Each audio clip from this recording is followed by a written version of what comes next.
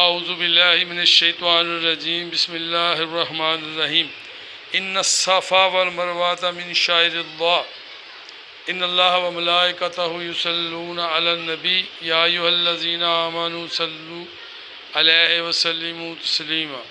درود پاک پڑھیں۔ اللہم صلی علی سیدنا و مولانا محمد وعلی آل سیدنا و مولانا محمد وبارک وسلم وصلوا علیہ۔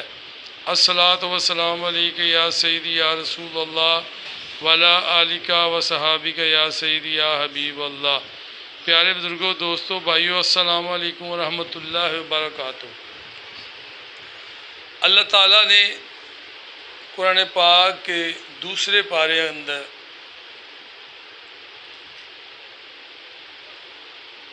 دوسرے پارے میں سورۃ بقرہ میں اللہ تعالیٰ فرماتا ہے ان الصفا والمروۃ من شعائر اللہ۔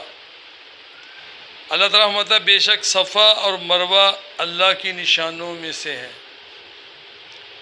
یعنی یہ مکے کے اندر دو پہاڑیں ہیں، ان پہاڑوں کا نام ہے، ایک کا نام صفا ہے، ایک کا نام مروہ ہے۔ اس کو اللہ تعالیٰ نے اپنی نشانی اس لیے ارشاد فرمایا کہ جب حضرت اسماعیل علیہ السلام کی والدہ اماں ہاجرہ حضرت اسماعیل کے پانی کو ڈھونڈنے کے لیے وہ ان دونوں پہاڑوں کے درمیان بھاگی تھی اور 7 چکر لگائے تھے،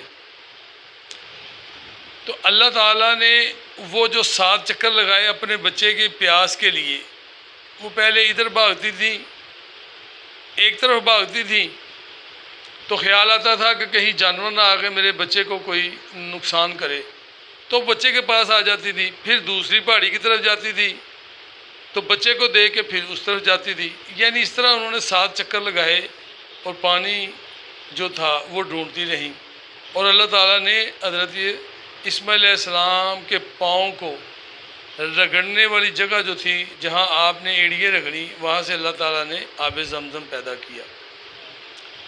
اب یہ جو چلنا تھا، یہ جو بھاگنا تھا، یہ تو ایک نیک عورتیں ہیں، پارسا عورتیں ہیں، وہ باغی ہیں، تو اللہ تعالیٰ نے اس زمین کے ٹکڑے کو، ان پہاڑیوں کو فرمایا یہ میری نشانیوں میں سے ہے۔ اس کا مقصد ہے کہ جو چیز اللہ تعالیٰ کی ذات مبارکہ کے ساتھ، جو چیز دین اسلام کے ساتھ جڑ جائے وہ نشانی بن جاتی ہے، وہ شعائر اللہ بن جاتی ہے، اللہ کی نشانی بن جاتی ہے۔ اور مسلمانوں کو چاہیے کہ اللہ کی جو نشانیاں ہیں ان کی بھی حفاظت کریں، ان کی تعظیم بھی کریں، ان کا ادب بھی کریں۔ سورۃ حج کے اندر بھی اللہ تعالیٰ نے اسی طرح ارشاد فرمایا ہے۔ اللہ تعالیٰ فرماتا ہے ذالک ومن یعظم شعائر اللہ فإنها من تقوی القلوب۔ بات یہ ہے، اور جو اللہ کی نشانوں کی تعظیم کرے تو یہ دلوں کی پرہیزگاری سے ہے۔ سورۃ حج میں بھی یہ 32 نمبر آیت میں بھی اللہ تعالیٰ یہی ارشاد فرما رہا ہے کہ جو میری نشانی ہوتی ہے نا، ان کا جو تعظیم کرتا ہے، جو ان سے ان کی حفاظت کرتا ہے، اللہ تعالیٰ فرماتا ہے کہ یہ دل کے تقوی سے ہے، یہ پرہیزگاری ہے۔ یعنی یہ بندہ اللہ سے بھی ڈر رہا ہے اور گناہوں سے بھی بچنے والا ہے، جو اتنی اللہ تعالیٰ کی نشانوں کی تعظیم کر رہا ہے۔ یہ اللہ تعالیٰ نے سورۃ حج میں ارشاد فرمایا، اور وہاں صفا مروہ کو بھی اللہ تعالیٰ نے اپنی نشانی ارشاد فرمایا۔ تو پیارے بزرگوں، دوستوں، بھائیوں، یہ جو قربانی کے جانور ہوتے ہیں یہ بھی اللہ کی نشانیوں میں گنے گئے، کیونکہ یہ اللہ کے لیے ذبح ہونے کے لیے کھڑے ہوتے ہیں۔ تو جب اللہ تعالیٰ نے یہ فرمایا کہ یہ جو میری نشانیاں ہیں نا، جب ان کا تم ادب اور تعظیم کرو گے تو یہ تمہارے دل کے تقوی اور پرہیزگاری ہے۔ اگر کوئی دل کے تقوی اور پرہیزگاری والا بننا چاہتا ہے تو اسے ان تعظیموں، ان اللہ کی نشانیوں کی تعظیم کرنی پڑے گی، ادب کرنا پڑے گا، خود بھی سیکھنا پڑے گا، دوسروں کو بھی سکھانا پڑے گا۔ اور یہ جو قرآن پاک ہے، یہ کلام الہی ہے، یہ بھی اللہ تعالیٰ کے دیے ہوئے دین سے ہمارے پاس شاعر اللہ ہے، یہ اللہ کی نشانیوں میں سے ہے۔ اللہ کا کلام ہے، لیکن آج مسلمانوں کو اتنی غفلت آ چکی ہے، ان کے اندر اتنی سستی آ چکی ہے کہ کافر جو ہیں وہ قرآن پاک کی بے حرمتی کر رہے ہیں، اور ان کو اس بے حرمتی پہ ان کے ساتھ کوئی سخت بات نہیں کی جا رہی جیسے کرنے کا حق ہے۔ اور سخت بات کیا ہے؟ سخت بات یہ ہے کہ ان کے ساتھ ہر حالت میں اپنے رب کی اس کتاب کی تعظیم اور ادب کے لیے اس کی بے حرمتی کے خلاف ان کے ساتھ ایک قسم کا پورا محاذ قائم کرنا چاہیے۔ لیکن آج مسلمان ہیلے بہانوں سے لے رہے ہیں، کام لے رہے ہیں۔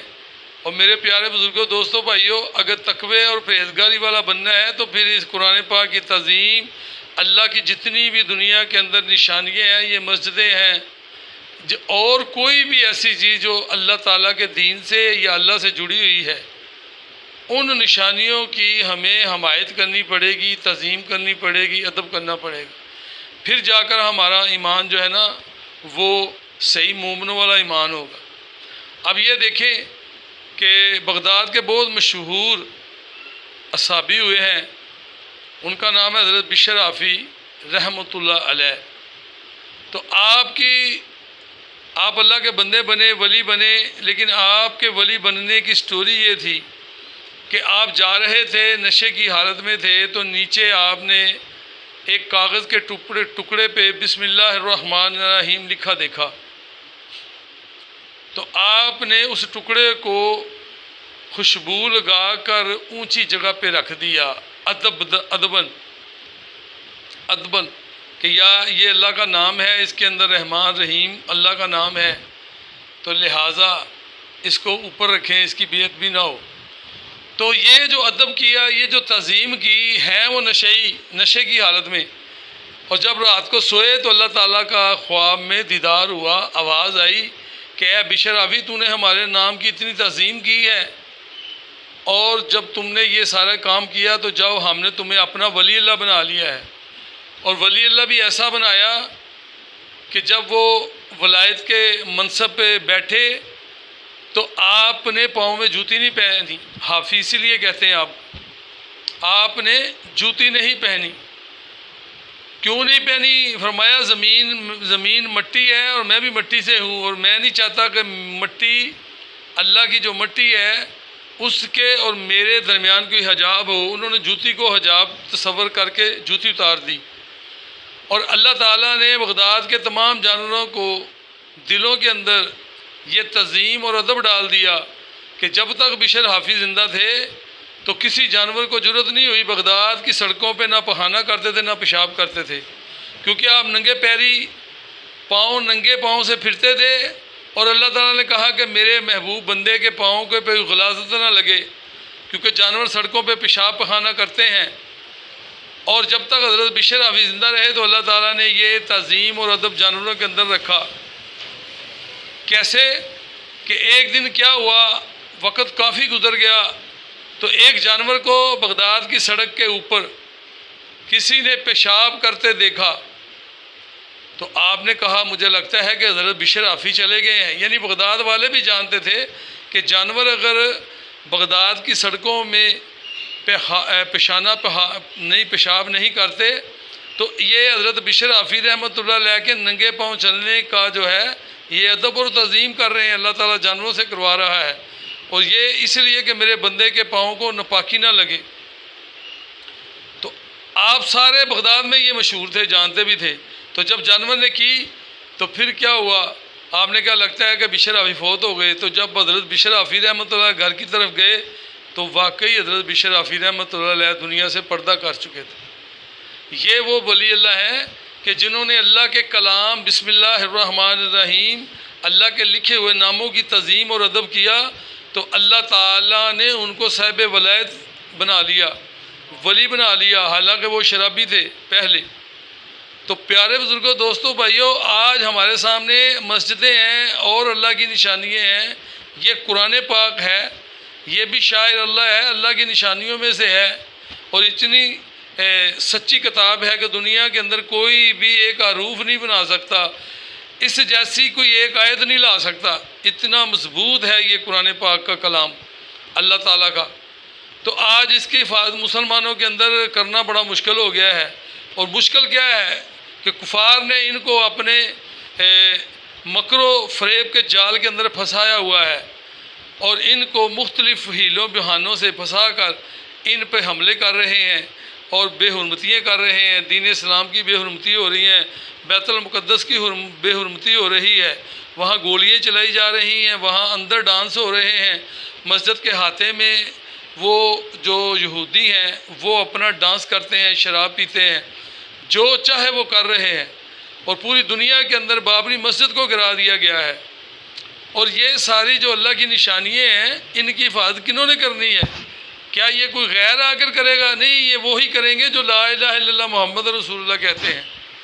اور عوام جو ہے پوری دنیا کے اندر اور خاص کر پاکستان کے اندر، یہ اپنے حکمرانوں کو اس بات پر قائل کریں کہ جناب ہمارے قرآن پاک کی بے حرمتی ہونے نہ پائے، ہماری جو مسجدیں ہیں، بیت المقدس ہے، یا دنیا میں کہیں بھی اللہ کی جو نشانیاں ہیں، مسجدیں ہیں، اور کوئی بھی اسلام کے ساتھ جڑی ہوئی چیزیں ہیں، ان کی حفاظت کرنا، ان دین اسلام کی نشانیوں کو تعظیم اور ادب کروانا، یہ ہمارے لیے لازم ہے۔ اور اگر ہم نے اس میں سستی کی، غفلت کی، تو پھر کل قیامت میں اس بات کا جواب دے ہیں۔ اور اگر ہمیں اس بات پہ محسوس نہ ہوا تو آپ دیکھ لیں کہ جس کی تعظیم ادب کے اندر اللہ نے ولایت رکھی ہوئی ہے، ولی بنا دیتا ہے، حضرت بشر حافظ رحمۃ اللہ کو ولی بنا دیا، تو اس کی تعظیم ادب نہ کرنے پہ اللہ تعالیٰ کتنا بڑا گناہ دے گا، کتنا بڑا جرم کہلائے گا۔ تو اس وجہ سے پیارے بزرگوں، دوستوں، بھائیوں، ہمیں چاہیے یہ قرآن پاک ہے، اس کی تعظیم خود بھی کریں اور دوسروں سے بھی کروائیں، اور اس کو کسی ناپاک ہاتھوں میں نہیں پکڑانا چاہیے۔